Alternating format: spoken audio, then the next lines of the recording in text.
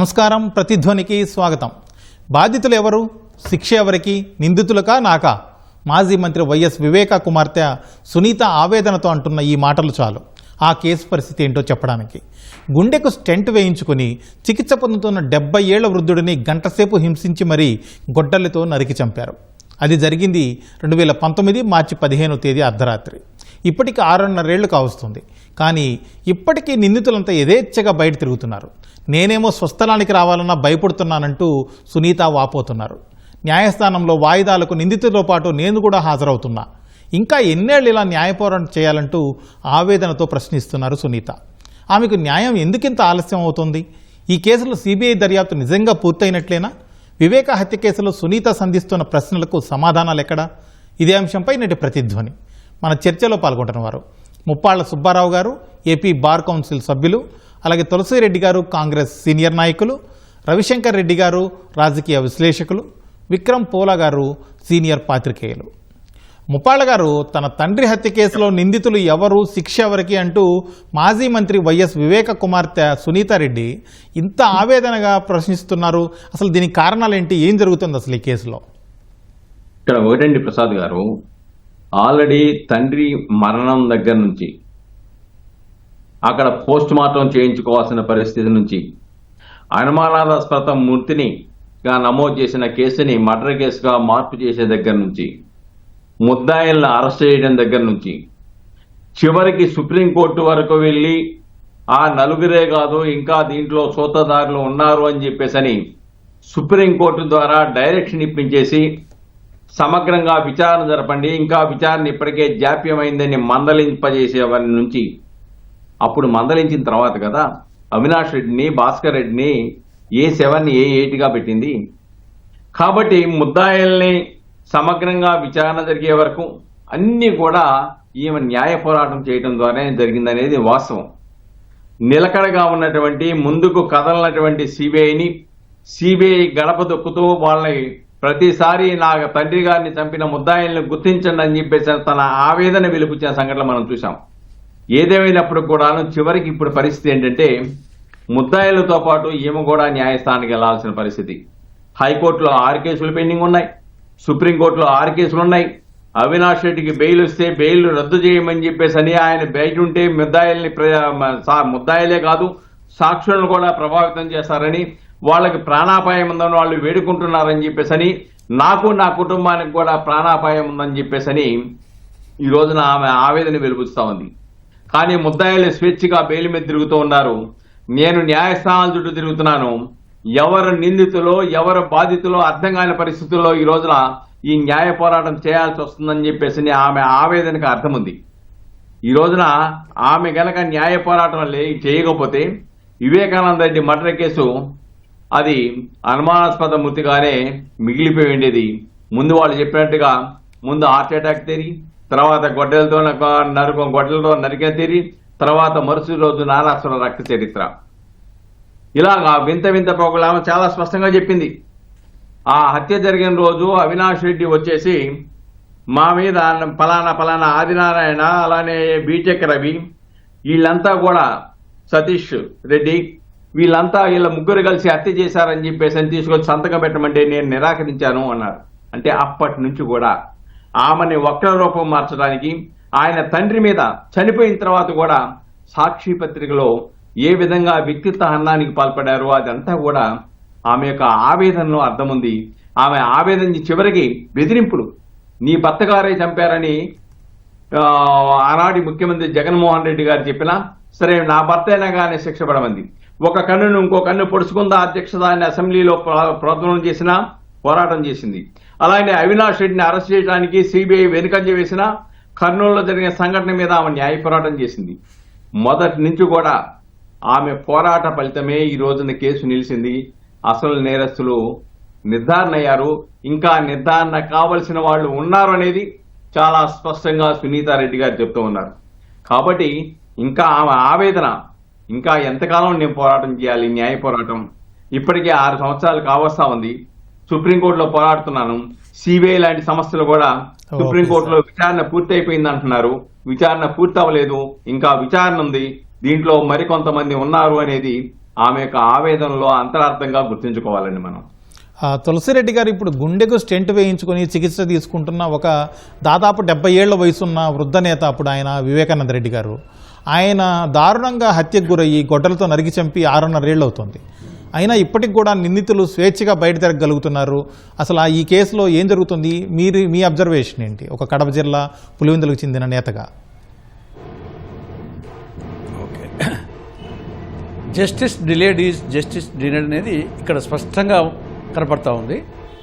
ఆలస్యం అమృతం విషం అనేది ఇక్కడ స్పష్టంగా తెలుస్తూ ఉంది. ఇక్కడ అబ్నార్మల్ డిలే, అసాధారణ ఆలస్యం, ఇది చాలా ఆశ్చర్యం వేస్తుంది.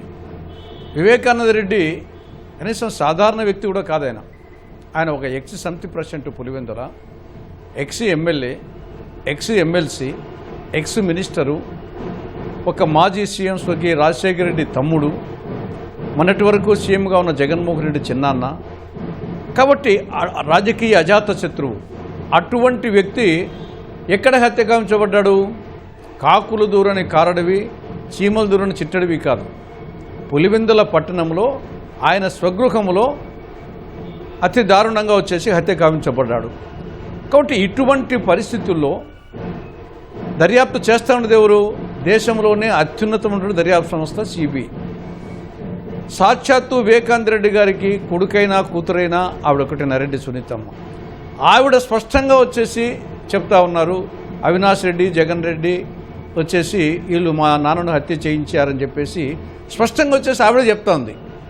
ఓ దిక్కు సిబిఐ ఛార్జ్షీట్లో కూడా చెప్పడం జరిగింది. మరొక సైడ్ వచ్చేసి ఈవెన్ జగన్మోహన్ రెడ్డికి తెల్లవారుజాము 4:30 గంటలకే హత్య 2:30కి అయితే తెల్లవారుజాము 4:30కే ప్రపంచానికి తెలియకముందే జగన్కు తెలిసిందని చెప్పేసి ఆ ఫోన్లు ఇవన్నీ వస్తున్నాయి. కాబట్టి ఇటువంటి పరిస్థితుల్లో ఆల్రెడీ ఛార్జ్షీట్ వేయడం జరిగింది. తర్వాత దాంట్లో పాత్రదారులు, సూత్రధారులు పెట్టడం జరిగింది. ఈ పరిస్థితుల్లో వచ్చేసి ఫైనల్గా భారతిని కానీ జగన్ కానీ విచారణ జరపకుండా నిన్న సిబిఐ వచ్చేసి దర్యాప్తు ముగిస్తుందని చెప్పడము, ఇది చూస్తే ఇది చాలా ఆశ్చర్యం వేస్తుంది. కాబట్టి ఇది అసాధారణ ఆలస్యం. జనరల్గా చెప్తుంటారు justice delayed is justice denied అని చెప్పేసి, ఇది ఇక్కడ వాస్తవంగా మనకు స్పష్టంగా తెలుస్తూ ఉంది. అలాగే తులసిరెడ్డి గారు, మిగిలిన నిందితులు కూడా స్వేచ్ఛగా బయట తిరుగుతున్నారు. వాళ్ళ విషయంలో ఏమంటారు? అసలు ఏం జరిగింది? ఎందుకు వాళ్లకు ఇంతవరకు కనీసం జైలుకి వెళ్ళి కొన్ని రోజులు ఉన్నారు కొంతమంది నిందితులు? అయితే అవినాష్ రెడ్డి లాంటి వాళ్ళు అసలు జైల్లో అడుగు పెట్టకుండానే అరెస్ట్ అయ్యారు, వెంటనే బెయిల్ వచ్చేసింది. అంటే దీని సరే, మిగతా 8 మందిలో 7 మంది జైలుకు పోయినారు, మళ్ళీ వాళ్ళకు బెయిల్ వచ్చింది అనుకున్నాం. కానీ అవినాష్ రెడ్డి విషయంలో స్పష్టంగా వచ్చేసి సిబిఐ యొక్క బలహీనత, సిబిఐ మీద ఇన్ఫ్లుయెన్స్. కర్నూలులో సిబిఐ వాళ్ళు అరెస్ట్ చేయనిపోయి అక్కడ అరెస్ట్ చేయలేక వెనక్కి వచ్చారంటే అది కేంద్ర ప్రభుత్వం ఇప్పుడు బలహీనత అనేది సిబిఐ ఎవరి చేతిలో ఉంటుంది? కేంద్ర హోంశాఖ చేతిలో ఉంటుంది.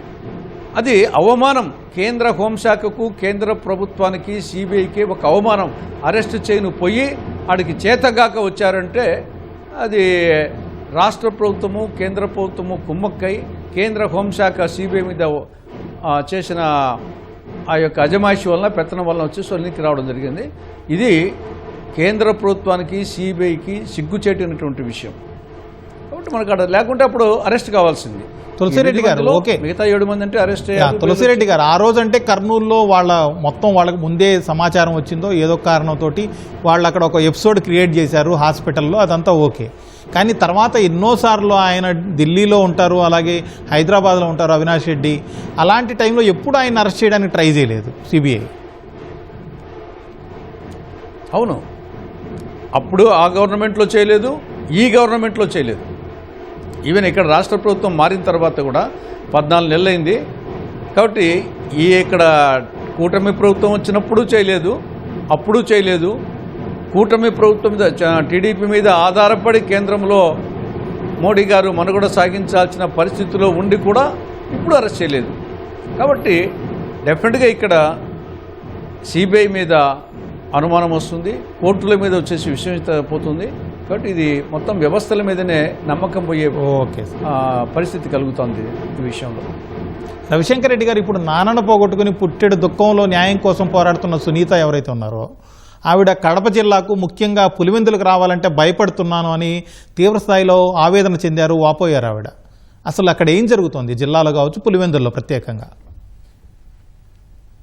నిజానికి సునీత గారు ఆ మాట చెప్పడం అన్నది ఈ దేశంలో బాధితులకి ఎలాంటి రక్షణ ఉంది, బాధితులు ఎంత ధైర్యంగా వాళ్ళకు జరిగిన అన్యాయాన్ని ఎదుర్కోవడానికి అవకాశం ఉంది అన్న విషయాన్ని తేటతెల్లం చేస్తాం. ఇది చాలా వ్యవస్థలు సిగ్గుపడాల్సిన విషయం. ఇది ఒక రకంగా చెప్పాలంటే ప్రభుత్వాలు అవమానంగా భావించాల్సినటువంటి విషయం. ఎందుకనంటే ఆమెమి ఒక పెద్ద రాజకీయ నాయకురాలి కూతురు, ఒక పెద్ద రాజకీయ కుటుంబానికి చెందినటువంటి వ్యక్తి. అట్లాంటి వాళ్ళకే ఆ పరిస్థితి ఉంది అంటే సహజంగా ఇక్కడున్న వాతావరణం ఏమిటి అన్నది అందరికీ అర్థం చేసుకోవడానికి తోడ్పడుతుందని చెప్పి నేను అనుకుంటా ఉన్నాను. ఈరోజు డాక్టర్ సునీత చేస్తున్నటువంటి పోరాటం, డాక్టర్ సునీత వ్యక్తం చేస్తున్న ఆవేదన, డాక్టర్ సునీత పడుతున్న బాధ నిజంగా వర్ణనాతీతంగా కనపడతా ఉన్నది. ఎందుకనంటే ఆమె తండ్రిని పోగొట్టుకున్నది. తండ్రిని పోగొట్టుకోవడమే కాకుండా ఆ తండ్రి మీద దుర్మార్గపు ప్రచారాన్ని ఎదుర్కొన్నది. ఆ తండ్రి మీద దుర్మార్గపు ప్రచారాన్నే కాకుండా ఆ తండ్రిని ఈ కూతురు, ఈ కొడుకే, ఈ అల్లుడే కలిపి హత్య చేసినారు అన్న తీవ్రమైన ఘోరమైన విమర్శల్ని లేకపోతే దారుణాలని ఎదుర్కొన్నటువంటి సహజంగానే ఇవన్నీ ఆమెను తీవ్రమైన భయోందోళనకు గురి చేస్తున్నాయన్న విషయం ఇప్పుడు కాదు, చాలా సంవత్సరాల నుంచి కేటకారికలు శర్మిల గారు మాట్లాడుతున్నారు, సునీత గారు మాట్లాడుతున్నారు.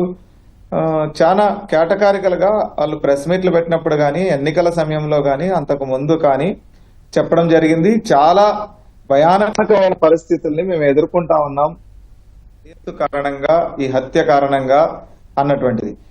ఇప్పటికి కూడా కేంద్రంలోని కేంద్ర ప్రభుత్వం కానీ, లేకపోతే సిబిఐ కానీ, ఆనాటి రాష్ట్ర ప్రభుత్వం ఏకపక్షంగా వీళ్ళకి వ్యతిరేకంగా ఉన్నదన్నది అందరికీ తెలిసిన విషయమే. కానీ ఈ కూటమి ప్రభుత్వం వచ్చినా కూడా వాళ్ళు భయం ఎదుర్కొంటున్నారు అని అంటే అప్పుడు ఈ ప్రభుత్వం కూడా ఆలోచించుకోవాల్సినటువంటి అవసరం ఉందని చెప్పి నేను అనుకుంటా ఉన్నాను. రెండోది ఏంటంటే ఈ మొత్తం ఎపిసోడ్ లో బీజేపీ లేకపోతే కేంద్ర ప్రభుత్వం, జగన్మోహన్ రెడ్డి లేకపోతే ఈ కుట్ర, ఈ హంతకుల వెనకాల ఉన్నారు అన్నది కడప జిల్లాలో చాలా సార్వజనీనంగా మాట్లాడుకోబడుతున్న విషయంగా. మరి ఇప్పుడు బీజేపీ టీడీపీ కూటమిలో ఉందా, జగన్ కూటమిలో ఉందా అన్నటువంటిది కూడా అనుమానాలు వ్యక్తం అవుతున్నటువంటి పరిస్థితి ఉంది. బీజేపీ యొక్క సపోర్ట్ లేకుండా, బీజేపీ సిబిఐ కానీ లేకపోతే కేంద్ర ప్రభుత్వంలో ఉన్న లాయర్ల సపోర్ట్ లేకుండా ఈరోజు ఆ కేసు అట్లా నాన్సేటువంటి పరిస్థితి లేదు.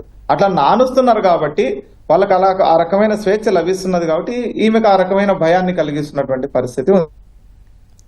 విక్రమ్ గారు, ఇప్పుడు చనిపోయింది సామాన్యమైన వ్యక్తి కాదు, ఇద్దరి ముఖ్యమంత్రులకు కుటుంబ సభ్యుడు ఆయన, మాజీ ముఖ్యమంత్రులకు. అలాగే ఆయనే స్వయంగా ఒక మాజీ మంత్రి, ఎంపీ, అలాగే ఎమ్మెల్యేగా చేశారు, ఎమ్మెల్సీకి కూడా చేశారు. అలాంటి వ్యక్తి కేసు ఇప్పటికీ కూడా సమాధానం లేని ప్రశ్నలు ఎన్నో ఉన్నాయి. ఎందుకు ఇలా జరుగుతుంది అసలు? సమాధానం లేని ప్రశ్నల కింద మనం అనుకోకూడదండి. కరెక్ట్గా ఆ సమాధానాలు రాబట్టే వాళ్ళు కనుక రాబడితే ఖచ్చితమైనటువంటి సమాధానాలు వస్తాయి. ఉదాహరణకి ఇందులో చాలా లూజెన్స్ చాలా ఉన్నాయండి. అంటే ఎవరినైతే ప్రశ్నించాలో, ఎవరినైతే అనుమానితులను ప్రశ్నించాలో వాళ్ళని ప్రశ్నించకపోవటం అనేక అనుమానాలకు తావిస్తుంది. ఉదాహరణకి ఒక చిన్న విషయం చెప్తాను. వివేకానంద రెడ్డి గారి హత్య జరిగినటువంటి రోజు అంటే తెల్లవారుజామున 4 ఆ ప్రాంతంలో జగన్మోహన్ రెడ్డి గారికి ఫోన్ వచ్చింది.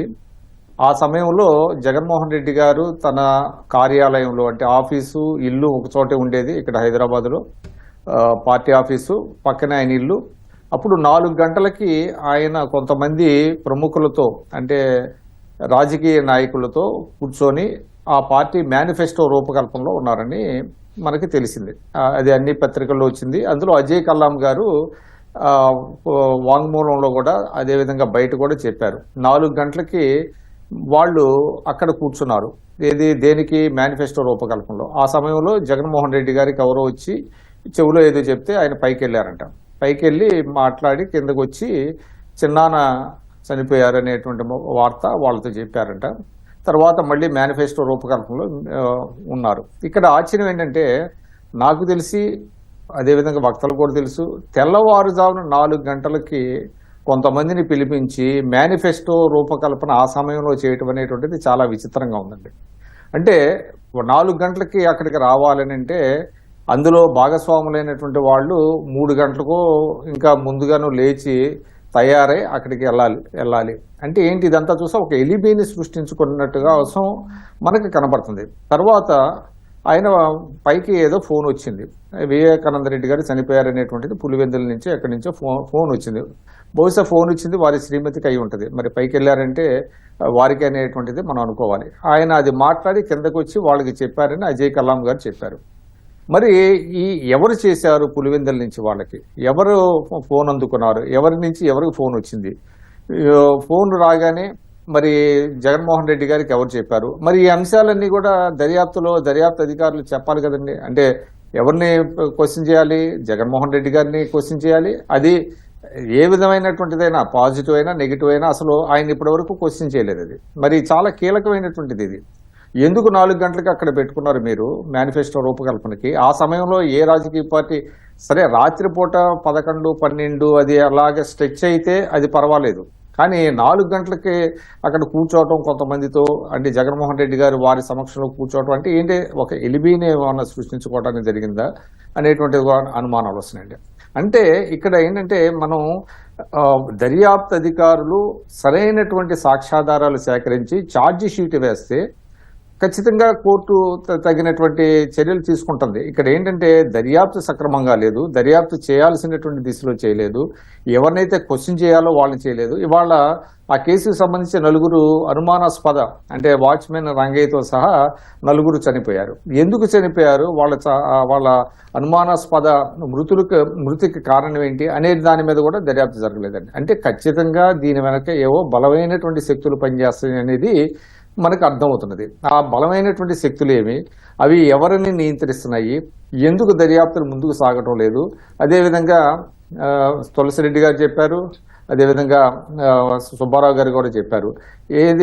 ఎందుకు వాళ్ళని దర్యాప్తు ముందుకెళ్లకుండా, ఇప్పుడు ఉన్నది కూటమి ప్రభుత్వం ఉన్నది, కూటమి ప్రభుత్వం ఎన్డీఏలో భాగస్వామి, పైగా తెలుగుదేశం ఒక సపోర్టుతో అది నడుస్తుంది. ఇక్కడ ఏంటంటే విచిత్రం ఏంటంటే చంద్రబాబు నాయుడు గారి మీద కూడా తోసేయాలనే ప్రయత్నాలు జరిగినాయి. నారాసుర రక్త చరిత్రను రాశారు. అందులో ఏంటి, నారాసుర రక్త చరిత్ర అనే దాంట్లో మనం కనుక చదివినట్లయితే ఎక్కడ వివేకానంద రెడ్డి గారు రాష్ట్ర ప్రభుత్వం చేసింది అనేది ఎక్కడ రాలేదు.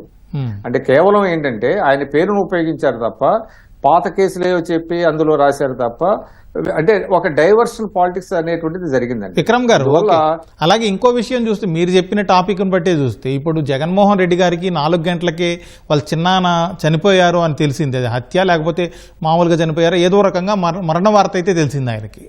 అలాంటప్పుడు ఆయన చాలా అప్పుడే ఎవరైనా కానీ కుటుంబ సభ్యులు అంత దగ్గరగా ఉన్న చిన్నాన్న చనిపోతే ఇమ్మీడియట్గా ఇక్కడి నుంచి స్టార్ట్ అయ్యి హైదరాబాద్ నుంచి ఆయన వెళ్లాల్సింది పులివెందులకి. కానీ చాలా తీరిగ్గా ఎప్పుడో తెల్లారిన తర్వాత మధ్యాహ్నానికి గానో, తర్వాత ఆ రోజు చాలా లేటుగా ఆయన బయలుదేరి పులివెందులకి వెళ్ళారు, అది కూడా కారులో వెళ్ళారు. ఇప్పుడు మా ప్రతిపక్ష నాయకుడిగా ఉంటూ చాలా వాళ్ళ కుటుంబ కార్యకర్తలు కావచ్చు, లేకపోతే ఇతరతర నాయకులు జైల్లో ఉన్న వాళ్ళని పరామర్శించడానికి కూడా ఆయన హెలికాప్టర్ వేసుకొని వెళ్తున్నారు. అలాంటిది సొంత చిన్నాన్న చనిపోతే చాలా తిరిగ్గా కొన్ని గంటల తర్వాత మామూలు కారులో సింపుల్గా వెళ్ళి అక్కడికి వెళ్ళి ఇలా చేయడాన్ని, దీన్ని ఎలా చూడాలి, ఎలా అర్థం చేసుకోవాలి?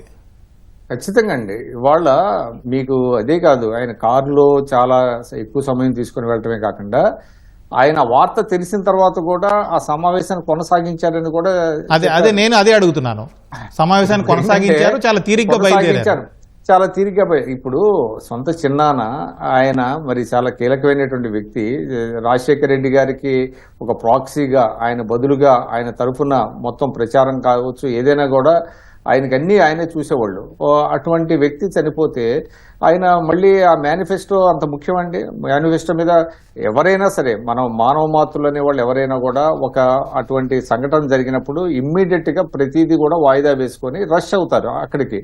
అంటే ఎంత ఎర్లియస్ట్ గా వెళ్ళగలుగుతామా అనేది, మీరు అన్నట్టుగా హెలికాప్టర్లో వెళ్ళాలా లేకపోతే వేరే రకంగా ఏ రకంగా వెళ్ళాలి అనేటువంటి దాని మీద కూడా వెళ్తారు. ఆయన ప్రత్యేకమైనటువంటి విమానాల మీద తిరిగేటువంటి స్తోమత ఉంది, అది ఉన్నది, అటువంటి వెసులుబాటు కూడా ఉంది. కానీ అది దాన్ని ఉపయోగించుకోలేదు, కావాలని ఆయన డిలే చేశారనేటువంటిది ఖచ్చితంగా మనం అర్థం చేసుకోవచ్చు. కాబట్టి ఇవాళ సామాన్య ప్రజల్లో ఉండేటువంటి ప్రశ్నలు పోలీసులు అడగలేకపోతున్నారు, అంటే దర్యాప్తు సంస్థలు అడగలేకపోతున్నాయి. అందువల్ల ఇవి సమాధానాలు లేని ప్రశ్నలు కాదండి, అది అసలు సమాధానాలు దొరికేటువంటి ప్రశ్నల్ని వాళ్ళు అడగట్ల ఈ దర్యాప్తు సంస్థలు. అది బాధాకరం, దురదృష్టకరం. ఏదేమైనప్పటికీ సునీత గారి ఆవేదన. Okay sir. ముప్పాళ్ళ గారు, ఇప్పుడు వివేక హత్య జరిగిన రోజు కడప ఎంపీగా ఉన్న వైసీపీ నాయకుడు అవినాష్ రెడ్డి, వైఎస్ అవినాష్ రెడ్డి స్వయంగా పోలీసుల్ని బెదిరించి అక్కడ సాక్ష్యాధారాలన్నీ చెరిపేయించారు, క్రైమ్ సీన్ని పూర్తిగా మార్చేశారని చెప్పి సునీత రెడ్డి ఆరోపిస్తున్నారు. సిబిఐ దర్యాప్తులు ఈ విషయాలన్నీ బయటకు వచ్చాయా, అసలు ఏం జరిగింది? ఒకటండి, సిబిఐ చాలా స్పష్టంగా సునీతారెడ్డి గారు ఏదైతే చెప్తున్నారో దాన్ని కూడా నిర్ధారించింది. ఫస్ట్ ఏంటంటే, ఎప్పుడైతే అవినాష్ రెడ్డి, భాస్కర్ రెడ్డి, మనోహర్ రెడ్డి, శివశంకర్ రెడ్డి ఈ నలుగురు తెల్లవారుజామున వెళ్ళినప్పుడు అక్కడ రక్తం మడుకుంటాం, బాత్రూంలోనూ ఆ ప్రాంతంలోనూ రక్తాన్ని కడిగించేయటం, అలాగనే భారతిరెడ్డి గారి యొక్క తండ్రి గారి హాస్పిటల్ నుంచి పిలిపించేసి కట్లు కుట్లు వేయటం, హార్ట్ అటాక్ థియరీని క్రియేట్ చేయటం, ఇదంతా కూడా అవినాష్ రెడ్డి, భాస్కర్ రెడ్డి, మనోహర్ రెడ్డి, శివశంకర్ రెడ్డి చేశారనేది చాలా స్పష్టంగా సిబిఐ తన విచారణలో వెల్లడించింది. అంతేకాదండి, దీని వెనక ఉన్న కుట్రను కూడా చాలా స్పష్టంగా చెప్పింది. ఎమ్మెల్సీ ఎలక్షన్లో ఏ విధంగా వివేకానంద రెడ్డిని వాడగొట్టారు, ఎవరు ఆశించారు, అలాగనే పార్లమెంటరీ ఎన్నికలు వచ్చేటప్పుడు మరి చనిపోయినటువంటి వ్యక్తి ఆయన ఎంపీ సీటు విజయమ్మకు కానీ షర్మిలారెడ్డికి కానీ నాకు కానీ ఇవ్వండి తప్ప అవినాష్ రెడ్డికి ఇవ్వవద్దని చెప్పేసి వివేకానంద రెడ్డి గారు అన్నారు. అది వివాదం ఉంది. ఇక్కడ రాజకీయ ఆధిపత్య పోరులో ఈ హత్య చేసిపడ్డారు అని చెప్పారు. అంతేకాకుండా ఆ హత్య జరిగిన తర్వాత అవినాష్ రెడ్డిని ఎంపీగా సీట్ ఇచ్చేశారు, డిక్లేర్ చేశారు అని కూడా దాంట్లో చాలా స్పష్టంగా చెప్పారు. అంటే చాలా స్పష్టంగా రాజకీయ ఆధిపత్య పోరులో వివేకానందరెడ్డి గారి యొక్క ఆధిపత్యాన్ని హరించి వేయాలని చెప్పేసి ఒక కుట్రపూరితంగా ఈ యొక్క హత్య జరిగిందని చాలా స్పష్టంగా చెప్పారు. కాబట్టి దీంట్లో అంతేకాదు, అక్కడ శంకరయ్య ఉన్నాడు. శంకరయ్య సిఐ ఉండంగానే ఆయన్ని బెదిరించేసి కృష్ణారెడ్డిని పిలిచి, పిఏని, వివేకానంద రెడ్డి గారి పిఏ కృష్ణారెడ్డిని పిలిచి నువ్వు పైపైన ఇచ్చేసే కంప్లైంట్ అని చెప్పేసి కంప్లైంట్ ఇప్పించేసి ఆ కంప్లైంట్ ఏ ఆధారాలు లేకుండా ఇచ్చి దాన్ని అనుమానాస్పదముగా కేసు నమోదు చేయించారు. సిఐని బెదిరించారు, పోలీసులను బెదిరించారు, కళ్ళ ముందు సాక్ష్యాలను మాయం చేస్తున్న కళ్ళప్పగించి పోలీసు వాళ్ళు చూసే పరిస్థితిని క్రియేట్ చేశారు. తర్వాత అదృష్టవశాత్తు సునీతారెడ్డి గారికి ఎందుకో తట్టిందో కానీ లేదు నా తండ్రి గారిని పోస్ట్ మార్టం చేయాలి, నాకెందుకో అనుమానం ఉందన్న తర్వాత పోస్ట్ మార్టం చేసిన తర్వాత అప్పుడు 6 గొడ్డల పోట్లు వెలుగు చూసినాయి. ఇది హత్య నిర్ధారణ అయింది. హత్య నిర్ధారణ అయిన తర్వాత పాపం దాన్ని ప్రత్యర్థుల మీద వేయాలని చెప్పేసి పాపం జగన్మోహన్ రెడ్డి గారు సిట్టేశారు. వెంటనే ఆనాటి ముఖ్యమంత్రి గారు సిట్టేశారు. ఎవరితో? ఏషియల్ డీజీ హోదా ఉన్నటువంటి అధికారితో సిట్టేస్తే ఈ పోలీసులు మేము నమ్మమని చెప్పేసి జగన్మోహన్ రెడ్డి సిబిఐ విచారణ హైకోర్టుకి వెళ్ళాడు. తర్వాత హైకోర్టులో సిబిఐ విచారణ వద్దన్నాడు. ఈయన అధికారంలోకి వచ్చిన తర్వాత డిఎస్పీ స్థాయి వాళ్ళతో సిట్టేశారు. కానీ అదృష్టవశాత్తు సునీతారెడ్డి గారు వాళ్ళ అమ్మగారు హైకోర్టులో వేసిన పిటిషన్ నిలబడ్డారు కాబట్టి సిబిఐ విచారణకి హైకోర్టు ఆదేశించింది. దాని ప్రకారం సిబిఐ విచారణ జరిపి ఈ ముద్దాయిలైనా గుర్తించగలిగిందనే విషయాన్ని ఇక్కడ గమనించాలి. దీంట్లో సునీతారెడ్డి వాళ్ళ అమ్మగారి పోరాటం స్పష్టంగా కనబడతా ఉంది. అది లేకపోతే కేసు నామరూపాలు లేకుండా చేసేవాళ్ళు అనేది వాస్తవం. తులసిరెడ్డి గారు, ఇప్పుడు పులివెందుల్లో జరుగుతున్న ఒక జడ్పీటీ స్థానానికి జరుగుతున్నటువంటి ఎన్నికల సందర్భంగా ఈ దాడులు, ప్రతి దాడులు, ఈ హింస ఏదైతే ఉందో ఇవన్నీ వివేకానంద రెడ్డి హత్యకు కొనసాగింపుగా భావిస్తున్నాం, ఒక అలజడి సృష్టించడానికి ఇవన్నీ చేస్తున్నారు అని చెప్పి సునీత ఆరోపిస్తున్నారు. మీకు తెలిసి ఏం జరుగుతుంది? పులివెందుల పరిస్థితి ఏంటి? ప్రస్తుతం అంటారా? అవును సార్, ప్రస్తుత ఇప్పుడు. పరిస్థితి ఇప్పుడు సరే. అంటే గతంతో పోలిస్తే గతంలో ఈవెన్ నామినేషన్స్ వేసే పరిస్థితే లేదు. జగన్మోహన్ రెడ్డి పాలనలో ఈవెన్ నామినేషన్ వేసే పరిస్థితి లేదు. అటు పంచాయతీ ఎలక్షన్లు కానీ, ఎంపీటీసీ, జెడ్పీటీసీ, ఈ యొక్క మున్సిపాలిటీకి, కాబట్టి నామినేషన్సే వేయలేని పరిస్థితి అప్పుడు. ఇప్పుడు నామినేషన్లు వేశారు, తర్వాత ప్రచారం చేసుకుంటున్నారు. కాబట్టి గతంతో పోలిస్తే ఇప్పుడు మేము కూడా కాంగ్రెస్ పార్టీ పరంగా కూడా నామినేషన్ వేశారు. వచ్చేసి మొయిల శివకళ్యాణ్ రెడ్డి అనే అబ్బాయితో వేయించాము. మేము కూడా ప్రచారం చేస్తున్నాం.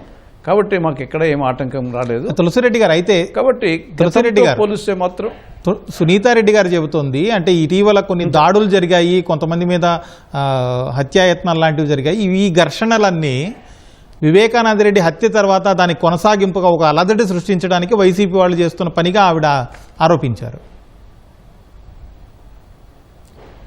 అంటే యాక్చువల్గా వచ్చేసి వాళ్ళ సహజ లక్షణం అది. ఇక్కడ రెండు వాళ్ళు చేసి టీడీపీ కూటమి మీద వేయడం అనేది ఒకటి, రెండవది వచ్చేసి టీడీపీ కూటమి వాళ్ళే అరాచకాలు సృష్టిస్తున్నారని చెప్పేసి టీడీపీ వాళ్ళ మీద వేయడం అనేది ఒకటి ఇక్కడ.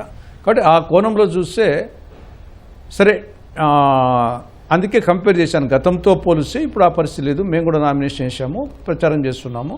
తర్వాత వాళ్ళు కూడా వచ్చేసి నామినేషన్ వేశారు, ప్రచారం చేస్తున్నారు. కాబట్టి అదొక యాంగిల్. సరే, వాళ్ళు వచ్చేసి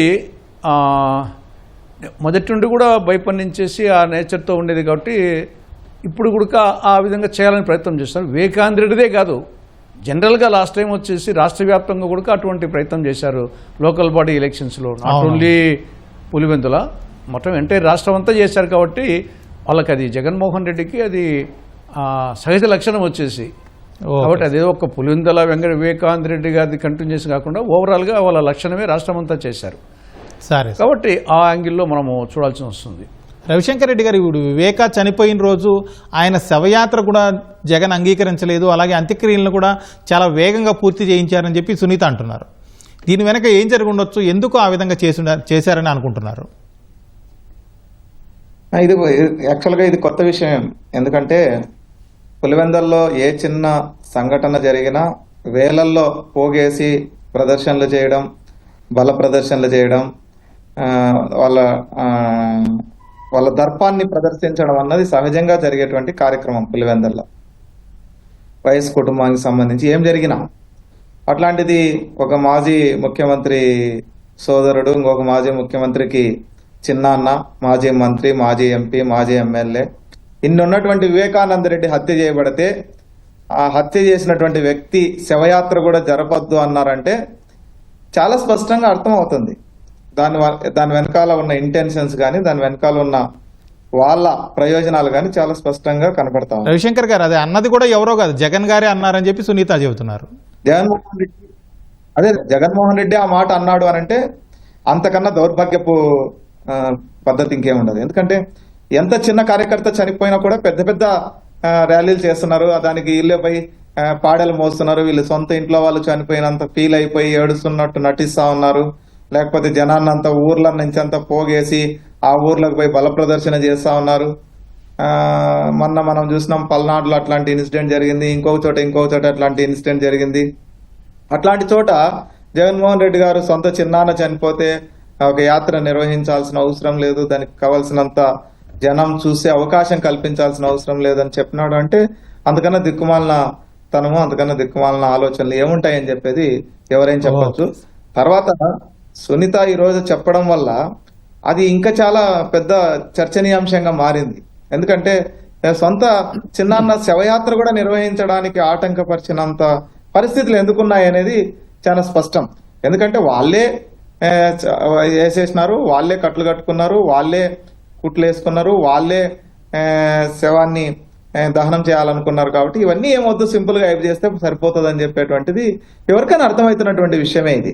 అదే దీనికి పెద్ద లాజిక్లు, పెద్ద ఏమంటారు మేధావితనం అవసరం ఏం లేదు. కాబట్టి ఈరోజు సునీత గారు చెప్పిన విషయాల్ని అందరూ ఆలోచించాల్సినటువంటి అవసరం ఉంది. విక్రమ్ గారు, ఇప్పుడు వైఎస్ వివేక హత్య కేసులో దర్యాప్తు పూర్తయింది అని చెప్పి సుప్రీంకోర్టుకు మొన్న ఈ మధ్య సిబిఐ చెప్పింది. అయితే ఈ కేసులో ఇంకా తేలాల్సిన విషయాలు చాలా ఉన్నాయని వివేక కుమార్తె సునీత అంటున్నారు. మీకు తెలిసి ఏంటవి, ఏ విషయాలు తేలాల్సి ఉంది?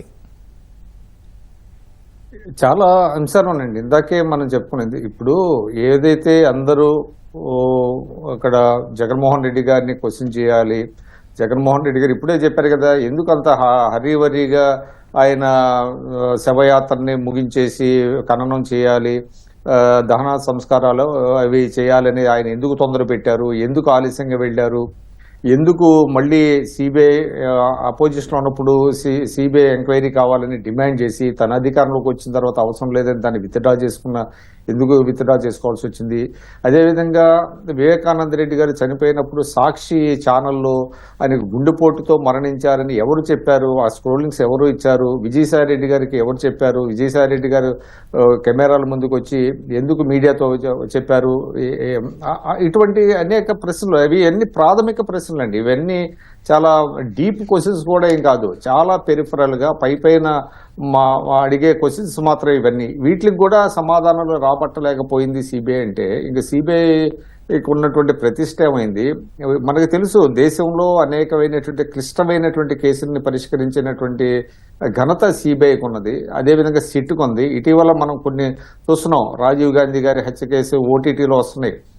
60 రోజుల నుంచి 90 రోజుల్లో అటువంటి ఎంతో ఒక ఇంటర్నేషనల్ అంటే కల్ప్రిట్స్ ఇన్వాల్వ్ అయినటువంటి కేసులను కూడా వాళ్ళు చాలా చాకచక్యంగా దాన్ని పరిష్కరించడం, హంతకుల్ని చట్టానికి పట్టించడం, ఇవన్నీ జరిగినాయి.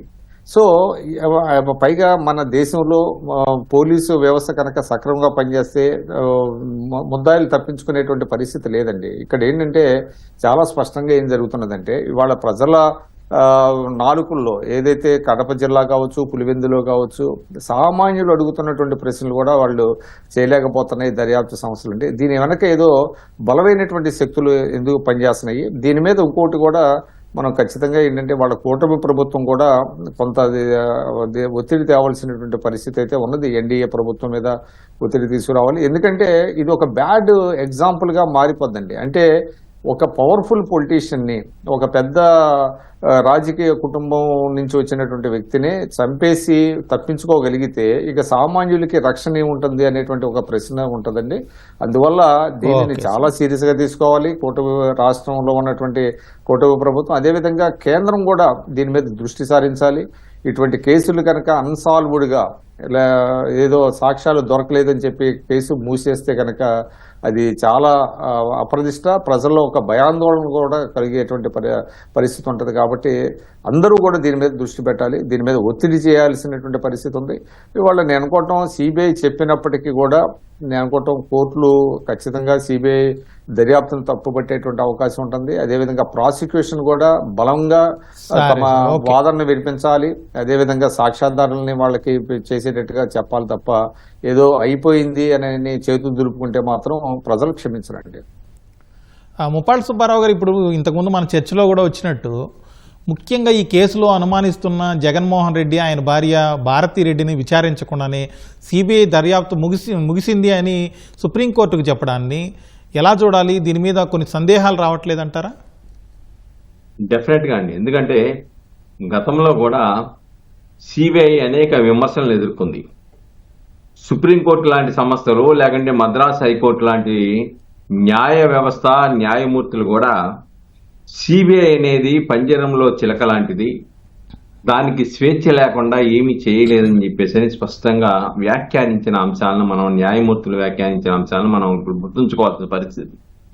ఎంచేదంటే జగన్మోహన్ రెడ్డి సాయంత్రం వచ్చేసి, హత్య జరిగిన మరుసటి రోజు సాయంత్రం వచ్చేసి పోసకూర్చినట్లు ఏ విధంగా ఎలాగ తగిలింది గాయాలని చెప్పి చెప్పగలిగారు. ఆ సమాచారం ఆయనకి ఎలా వచ్చిందో చెప్పాలి కదా.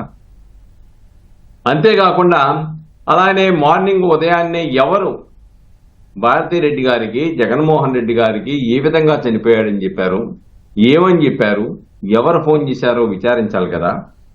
అలాగనే 40 కోట్ల రూపాయలు సుపారీ అనేది దీంట్లో వచ్చింది. దాంట్లో 1 కోటి రూపాయలు దస్తగిరికి ఇచ్చారు. దస్తగిరి ఇచ్చిన దాంట్లో వాళ్ళ తమ్ముడి దగ్గర, వాళ్ళ స్నేహితుడి దగ్గర నుంచి 40 లక్షల రూపాయలు పైచిలుకు సిబిఐ విచారణలో స్వాధీనం చేసుకుంది. ఈ కోట్లాది రూపాయలు ఇవ్వగలిగేటువంటి ఆర్థిక స్తోమత ఉన్నటువంటి వ్యక్తి ఎవరో అని చెప్పేసి విచారించాలి కదా. అలాగనే శంకరయ్య సిఐ ఆయన మేజిస్ట్రేట్ ముందు వాంగ్మూలం చెప్తానంటే వాంగ్మూలం చెప్పొద్దని ప్రమోషన్ ఇస్తామని చెప్పింది ఎవరు?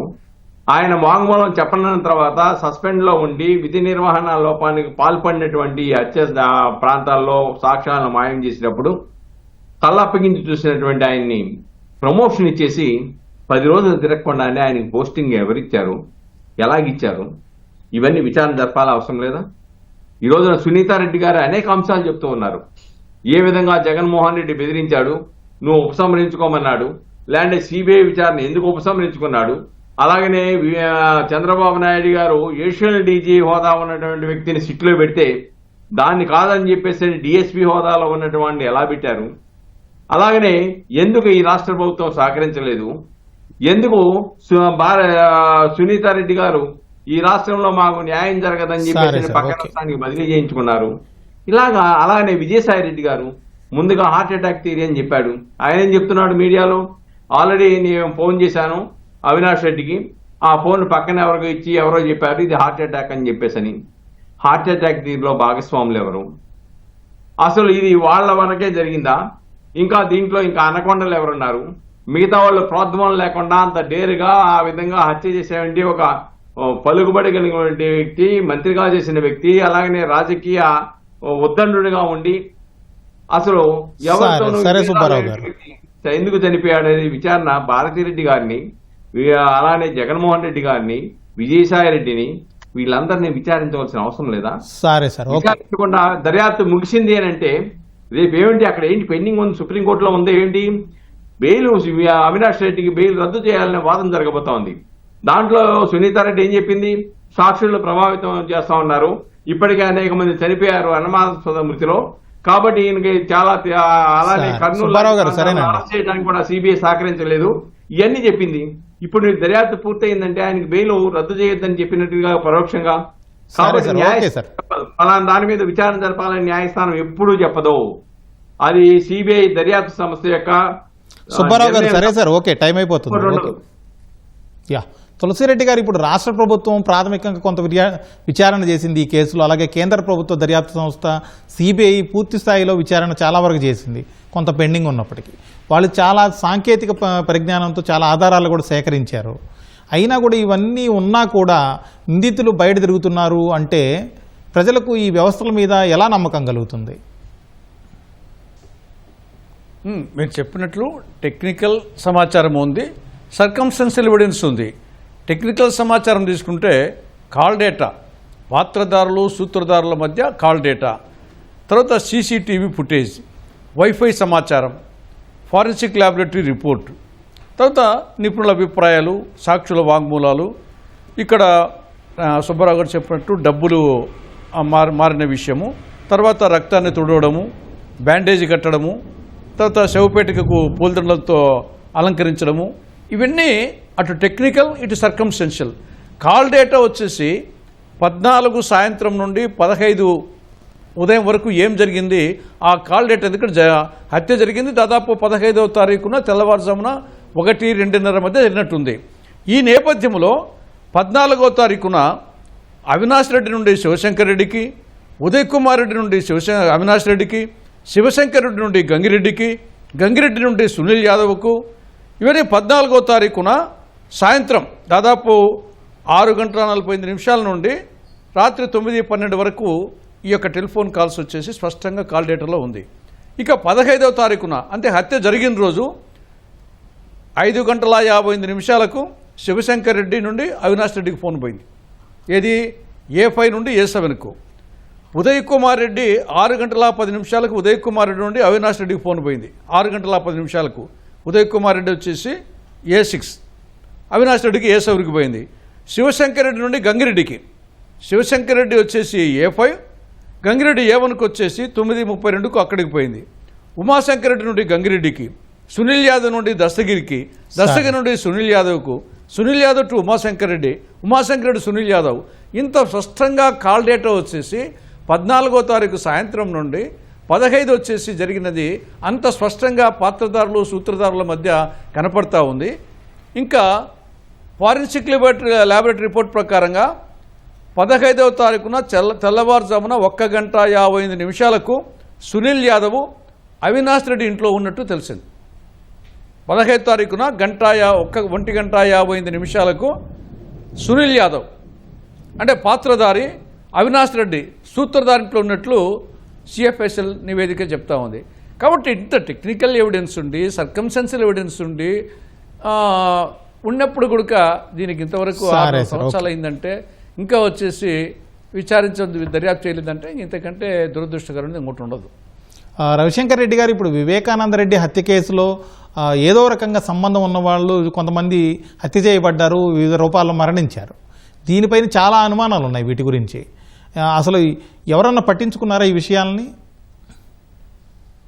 అంటే ఇప్పుడు వివేకానంద రెడ్డి హత్య కేసును పట్టించుకోవడంలోనే ఇన్ని లోపాలు ఉన్నప్పుడు ఇంకా వాళ్ళ అనామకులు లేకపోతే దిక్కులేని వాళ్ళు లాగా కనబడతారు కదా మిగతా వాళ్ళకి.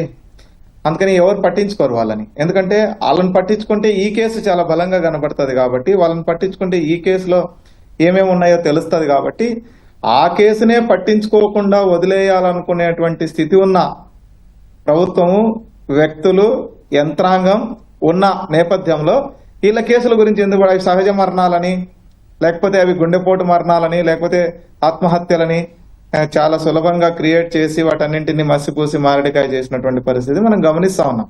దాన్ని ఎవరు పట్టించుకుంటారు? ఇంకా ఇంత పెద్ద ఒక శిఖరం లాంటి వ్యక్తిని కూల్చేస్తేనే ఆ కూల్చేసిన శిఖరాన్ని సంబంధించిన ఆయన కుమార్తె ఇంతగా పోరాడుతుంటేనే ఎవరు పట్టించుకోవట్లేదు. ఆ కేసు ఇంతవరకు 6.5 సంవత్సరాల తర్వాత కూడా పరిష్కారం కాలేదు. అసలు దర్యాప్తు కూడా పూర్తి కాలేదు. పూర్తి కాకుండానే సిబిఐ మా దర్యాప్తు పూర్తి అయిందని చెప్పేసింది. దర్యాప్తు పూర్తి అయిందని చెప్పడానికి ఉన్న రీజన్స్ అన్ని ఇప్పటిదాకా మాట్లాడిన పెద్దలందరూ చెప్పినారు. అసలు విచారించాల్సిన వాళ్ళని విచారించలేదు, డబ్బులు తేలలేదు, డబ్బులు తెచ్చిన వాళ్ళు ఎవరు, తీసుకుపోయిన వాళ్ళు ఎవరు, ఇచ్చిన వాళ్ళు ఎవరు, ఏం తేలకుండానే దర్యాప్తు ముగిసింది. ఇంక వాళ్ళ గురించి ఎవరు పట్టించుకుంటారు? వాళ్ళ గురించి ఎవరు ఆలోచిస్తారు? వాళ్ళ కేసులను ఎవరు ఫాలోఅప్ చేస్తారు? కాబట్టి ఇవన్నింటి వెనకాల ఈ దేశంలో ఉన్న న్యాయ వ్యవస్థ, ఈ దేశంలో ఉన్న దర్యాప్తు సంస్థల యొక్క బలహీనతలు లేకపోతే అవి వ్యవహరిస్తున్న తీర్పు కూడా ఇవి ఒక రకంగా పరీక్ష పెడుతున్నాయి ఈ రోజు. ఈ పరీక్షని అవి పాస్ అవుతాయా లేదా అన్నటువంటి తేలాలో అవి తేలితేనే ఇవన్నీ ఈ వివేకానంద రెడ్డి హత్య కేసు కనుక తేలితే ఇవన్నీ కూడా తేలుతాయి. సరే సార్, ఓకే. విక్రమ్ గారు, ఇప్పుడు నిందితులు బెయిల్ మీద ఉంటే తేల్చడం తేల్చే క్రమంలో రవిశంకర్ గారు, సరే ఓకే. విక్రమ్ గారు, ఇప్పుడు నిందితులు బెయిల్ మీద ఉంటే ఆ బెయిల్ వెకేట్ చేయించడానికి లేకపోతే బెయిల్ రద్దు చేయించడానికి ప్రాసిక్యూషన్ బలంగా ఎందుకు ప్రయత్నించడం లేదు? అలాగే ఏ శక్తులు జాప్యం చేస్తున్నాయి? ఈ విషయంలో కూటమి ప్రభుత్వం మీద ఉన్న బాధ్యత ఏంటి? ఇవాళ వైఎస్ వివేకానంద రెడ్డి గారి హత్య ఈ స్థాయికి వెళ్ళడానికి కూడా కారణం మీడియానండి.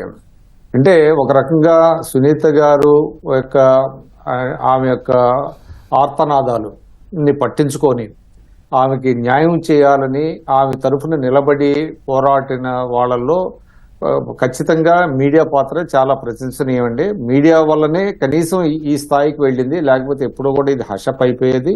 కాబట్టి ఇవాళ ఈ కేసు విషయంలో మరింతగా దీన్ని బయటికి తీయాల్సినటువంటి కూటమి ప్రభుత్వం మీద ఉన్న బాధ్యత ఏంటి విక్రమ్ గారు? కూటమి ప్రభుత్వం కూడా మనం ఇందాకే చెప్పండి, కూటమి ప్రభుత్వం కూడా ఇవాళ అప్రదిష్ట కూడా కూటమి ప్రభుత్వం మీద వస్తుంది.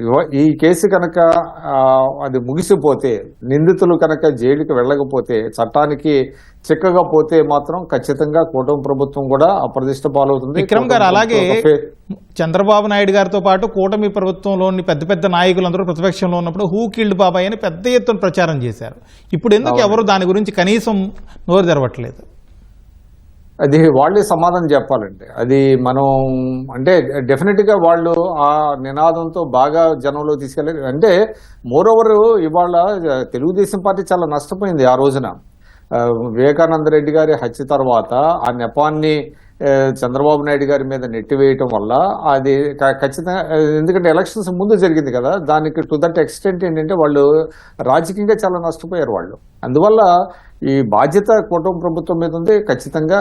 ఎందుకంటే రేపొద్దున కనుక ఇది అంటే ఎటు తేలకపోతే, చూసారా ఈ కేసులో మా మీద అనవసరంగా అన్యాయంగా మమ్మల్ని ఇరికించి సరే, 6.5 సరే విక్రమ్ సంవత్సరాల గారు, పాటు conclude మమ్మల్ని చేద్దాం, చేశారని time చెప్పారు అనేటువంటి బాధ్యత కూడా ఉంటుందండి. అందువల్ల కుటుంబ ప్రభుత్వం కూడా దీని మీద దృష్టి పెట్టాలి.